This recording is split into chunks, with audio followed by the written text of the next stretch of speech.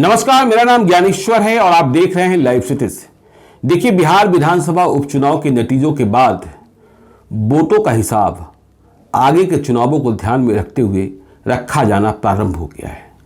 स्वयं प्रधानमंत्री नरेंद्र मोदी ने बीजेपी की नेशनल काउंसिल की बैठक में 2024 के लोकसभा चुनाव की तैयारी का शंखनाद किया है, मंत्र दिया है। तो ऐसे में 2019 के लोकसभा चुनाव और 2020 के बिहार विधानसभा चुनाव के नतीजों का विश्लेषण बिहार की राजनीतिक पार्टियों ने भी करना प्रारंभ कर दिया है। इस संबंध में हमने आपको कई वीडियोज दिखाए हैं।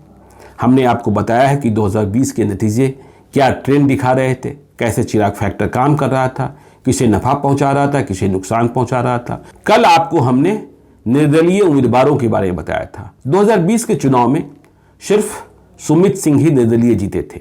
देखिए, जो हमने कल बताया तब भी हमने निर्दलीय की चर्चा की या फिर बहुत ही वैसी पार्टियों की जिनकी बहुत धमक नहीं थी उनकी चर्चा की। इसलिए इस वीडियो में हम महागठबंधन, एनडीए, बीएसपी, आरएलएसपी, ओवैसी की पार्टियों की, एलजेपी की चर्चा नहीं कर रहे हैं। आज आपको हम बताने जा रहे हैं कि बिहार विधानसभा चुनाव 2020 में 10,000 से अधिक, 20,000 से कम मत ले आने वाले निर्दलीय उम्मीदवार कौन कौन थे।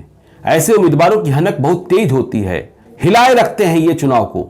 कल हमने आपको बताया था कि 62,000 लाकर भी निर्दलीय कौन हार गए थे। तो देखिए, 10,000 से 20,000 वालों की चर्चा कर रहे हैं। तो वाल्मीकि नगर में सुमंत कुमार, 26 साल उम्र, पप्पू यादव की पार्टी के उम्मीदवार थे। 18,409 मत ले आए थे। फिर इसी तरीके से हम चर्चा करते हैं नौतन की। नौतन में 73 साल की उम्र में मनोरमा प्रसाद निर्दलीय मैदान में थी और 15,431 मत ले आई थी। समझ सकते हैं कि 73 साल की मनोरमा प्रसाद ने चुनाव को निश्चित तौर पर अपनी ओर भी आकृष्ट कर रखा था। उन्हें भी ध्यान में रखकर समीकरण तय किए जा रहे थे। अब देखिए, केसरिया में डॉक्टर राजेश कुमार पहले विधायक थे, किसी पार्टी से टिकट नहीं मिला, 46 साल के, इंडिपेंडेंट लड़े और 17,729 मत ले आए। आगे चलिए, देखिए, चिरैया में दो ऐसे उम्मीदवार हुए, दोनों पूर्व विधायक, जो निर्दलीय चुनाव लड़े और 10,000 से अधिक मत लाए। लक्ष्मी नारायण प्रसाद यादव इंडिपेंडेंट लड़े, 63 साल उम्र, मत आया 16,395। अवनीश कुमार सिंह ताकत के लिए भी जाने जाते हैं, बीजेपी से जुड़े हुए थे, टिकट नहीं मिला तो निर्दलीय मैदान में आ गए। उम्र 57 साल और मत आया निर्दलीय उम्मीदवार की हैसियत से 11,430। शिवहर में राधाकांत गुप्ता 68 साल की उम्र में मैदान में निर्दलीय आ गए और मत लाए 14,178। खजौली में ब्रजकिशोर यादव, पप्पू यादव की पार्टी के प्रत्याशी, 45 साल उम्र और ये मत लाए 13,589। अब देखिए, प्राणपुर में इशरत परवीन निर्दलीय लड़ी, 19,746। अब देखिए, सहरसा में पूर्व विधायक, सोनबरसा के पूर्व विधायक और लोकल लेवल पर बहुत ही सक्रिय रहने वाले किशोर कुमार मुन्ना लवली आनंद के खिलाफ मैदान में आ गए थे, लेकिन यहां जीत मिली थी बीजेपी के उम्मीदवार आलोक झा को। तो किशोर कुमार मुन्ना निर्दलीय उम्मीदवार की हैसियत से चुनाव लड़े, टिकट नहीं मिलने पर पहले बीजेपी में ही थे और इन्हें 12,592 मत आया। औराई में अखिलेश कुमार, 34 साल के अखिलेश कुमार निर्दलीय चुनाव लड़ रहे थे, 10,132 मत लाकर सबों का ध्यान अपनी ओर भी आकृष्ट कराया। अब देखिए, दरौंधा में रोहित कुमार अनुराग एलियस भोला जी, ये 42 साल की उम्र और निर्दलीय मैदान में आए थे, 10,299 मत ले आए। देखिए, एकमा में रंजीत सिंह 49 साल के इंडिपेंडेंट चुनाव लड़े और 10,998 मत ले आए। बनियापुर में देखिए, कहा यह जाता है कि ठाकुरों की लड़ाई होती है। तो यहां सुमित कुमार गुप्ता 28 साल के, उम्र कम है, निर्दलीय चुनाव लड़ने की ताकत दिखाई और 12,485 मत ले आए। तरैया में देखिए, दो ऐसे उम्मीदवार थे जिन्हें 10,000 से अधिक मत मिले निर्दलीय उम्मीदवार। शैलेंद्र प्रताप सिंह जेडीयू में पहले भी थे, फिर से जेडीयू में दिखाई पड़ रहे हैं, लेकिन टिकट नहीं मिला था। 49 साल के शैलेंद्र प्रताप सिंह इंडिपेंडेंट लड़े, 13,995 मत लाए। सरोज कुमार गिरी 37 साल के सरोज कुमार गिरी ये भी तरैया में निर्दलीय लड़े और 11,550 मत लाए। बेगूसराय विधानसभा क्षेत्र में राजेश कुमार 41 साल के इंडिपेंडेंट लड़े, 18,002 मत लाए। अब देखिए खगड़िया में मनोहर यादव तब पप्पू यादव की पार्टी में थे, अब आरजेडी में शामिल हो चुके हैं, और खगड़िया में मनोहर यादव ने पप्पू यादव की पार्टी के उम्मीदवार के तौर पर 11,589 मत प्राप्त किया। बेलदौर में पप्पू यादव की ही पार्टी के उम्मीदवार, और कहा जाता है कि खगड़िया में स्थानीय मुद्दों पर बहुत ही संघर्ष करते हैं, बात बात में आमरण अनशन और धरना प्रदर्शन पर बैठ जाते हैं, आम आदमी के आदमी माने जाते हैं। नागेंद्र सिंह त्यागी 45 साल के, ये बेलदौर में पप्पू यादव की पार्टी के उम्मीदवार के तौर पर 10,580 मत प्राप्त किए थे। पीरपैंती में बड़ा बवाल हुआ था अमन कुमार को लेकर, टिकट नहीं मिला था, निर्दलीय आ गए थे।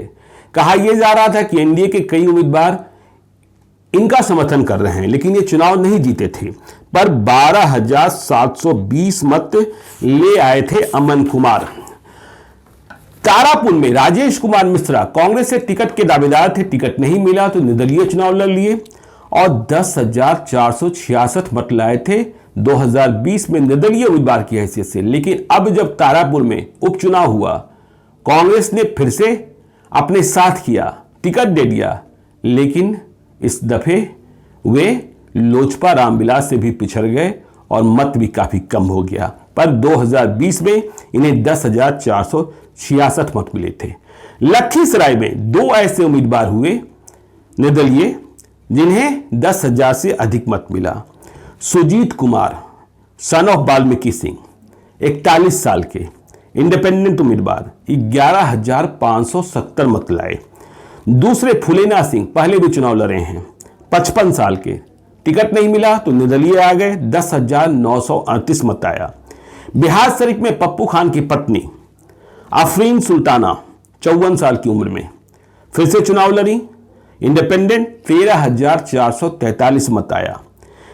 और देखिए अब आगे हम बात करते हैं मनेर में, ये भी पूर्व विधायक हैं श्रीकांत निराला 60 साल की उम्र में फिर से निर्दलीय चुनाव लड़े, 14,615 मत आया। और आगे हम बात कर लें चैनपुर में 30 साल के नीरज पांडे निर्दलीय चुनाव लड़े, इन्हें 13,119 मत मिले। आगे हम बात कर लें शेर घाटी में पप्पू यादव की पार्टी के उम्मीदवार उमैर खान, इन्हें 11,805 मत प्राप्त हुआ। अब देखिए वजीरगंज में 2 ऐसे उम्मीदवार थे निर्दलीय, नहीं एक निर्दलीय एक कोई गुमनाम सी पार्टी के। शीतल प्रसाद यादव निर्दलीय थे वजीरगंज में, 14,173 मत मिला। और चित्तरंजन कुमार 38 साल के, इनकी कोई पार्टी थी जिससे ये उम्मीदवार थे BHRTS-BLP, जो चुनाव आयोग के दस्तावेज में लिखा है, इन्हें 11,162 मत मिला था। तो चित्तरंजन कुमार का यह मत अपना रहा होगा, पार्टी को तो कोई जानता नहीं था।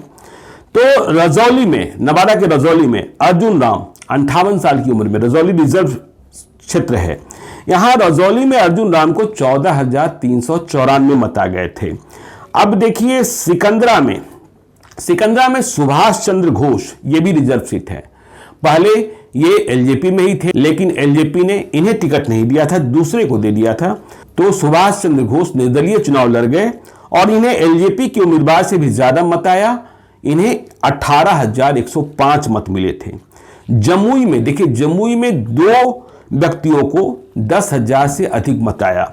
देखिए हम जीत की बात नहीं कर रहे हैं, जमुई में पप्पू यादव की पार्टी के उम्मीदवार मोहम्मद शमशाद आलम 17,800 मत ले आए और निर्दलीय 34 साल की सुजाता सिंह को 17,502 मत प्राप्त हो गया। और चकाई में जीत तो गए थे निर्दलीय सुमित सिंह ही 45,548 मत लाकर। लेकिन यहाँ एक और देखिए, बिहार में बहुत प्रासंगिक नहीं है झारखंड मुक्ति मोर्चा, लेकिन यहाँ झारखंड मुक्ति मोर्चा ने चुनाव लड़ाया था। एलिजाबेथ सोरेन उम्मीदवार थी 44 साल की, तो चकाई में उन्हें भी 16,985 मत प्राप्त हो गए थे। देखिए, हमने निर्दलीय उम्मीदवारों की चर्चा इसलिए की, यह हम पहले बता चुके हैं कि जीत सिर्फ सुमित कुमार सिंह को मिली थी। लेकिन जब किसी निर्दलीय उम्मीदवार को या ऐसी पार्टी जिसकी बहुत धमक नहीं है उसे 10,000 से अधिक मत मिलता है, तो माना यह जाता है कि उस चुनाव में, जहां यह चुनाव लड़ा जा रहा है, मतलब उस विधानसभा क्षेत्र में, उस उम्मीदवार की पहचान है, उसकी व्यक्तिगत पहुंच है और जो मत प्राप्त हुआ है वह उसकी निजी कैपेसिटी है। तो आगे आने वाले दिनों में भी, आगे आने वाले चुनावों में भी ऐसे उम्मीदवारों पर जो हार भी गए हैं उन पर विभिन्न राजनीतिक पार्टियों की नजर रहती है। तो इसलिए इस गणित को हमने आपको समझाने की कोशिश की है। इसी तरीके के कई वीडियोज हम आपके सामने लेकर आ रहे हैं, लगातार आ रहे हैं, ताकि आप बिहार की राजनीति को समझते रहें। तो आप देखते रहिए लाइव सिटीज को। यदि अब तक आपने हमारे यूट्यूब चैनल को सब्सक्राइब नहीं किया है तो जरूर कर लीजिएगा, और यदि इस वीडियो को आप फेसबुक पेज के माध्यम से देख रहे हैं तो पेज को लाइक कीजिएगा, ट्विटर पर भी हमें फॉलो कीजिए। धन्यवाद।